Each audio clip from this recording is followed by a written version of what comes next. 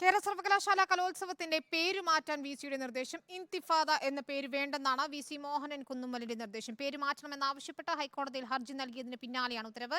പേരിൽ പ്രശ്നമില്ലെന്ന രജിസ്ട്രാറുടെ report VC തള്ളി. അതിൽ പാലോട് നൽകും വിവരങ്ങൾ. അതിൽ പേരിൽ പ്രശ്നങ്ങളില്ല എന്ന രജിസ്ട്രാറുടെ റിപ്പോർട്ടുണ്ടായിരുന്നു. ഇത് തള്ളിക്കൊണ്ടാണ് ഇപ്പോൾ വിസിയുടെ ഉത്തരവ് വന്നിരിക്കുന്നത്. എന്താണ് അതിൽ പറയുന്ന കാര്യങ്ങൾ? ഇന്തിഫാദ എന്ന പേര് എന്തുകൊണ്ട് മാറ്റണമെന്നാണ് ഇപ്പോൾ വിസി പറയുന്നത്?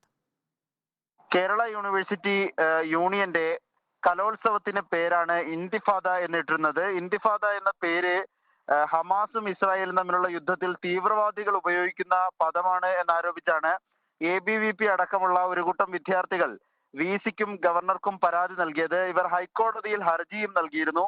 ഇതിന് പിന്നാലെ ഈ പരാതി സംബന്ധിച്ച് കൃത്യമായി അന്വേഷിച്ച് റിപ്പോർട്ട് നൽകാൻ വിസി രജിസ്ട്രാറോട് ആവശ്യപ്പെട്ടു. എന്നാൽ രജിസ്ട്രാർ നൽകിയ റിപ്പോർട്ട് അനുസരിച്ച് റിപ്പോർട്ടിൽ പറയുന്നത് ഇന്തിഫാദ എന്ന പേര് ഉയർന്നു വരുന്ന പ്രതിഷേധം എന്നതാണ് ആ വാക്കുകൊണ്ട് അർത്ഥമാക്കുന്നതിന് തീവ്രവാദവുമായി ബന്ധമില്ല എന്നതായിരുന്നു രജിസ്ട്രാറുടെ റിപ്പോർട്ട്.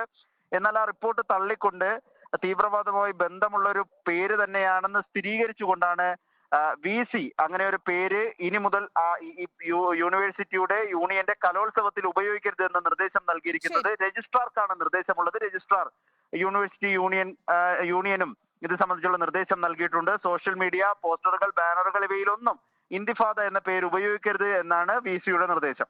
ആദിൽ പാലോടാണ് വിവരങ്ങൾ നൽകിയത്.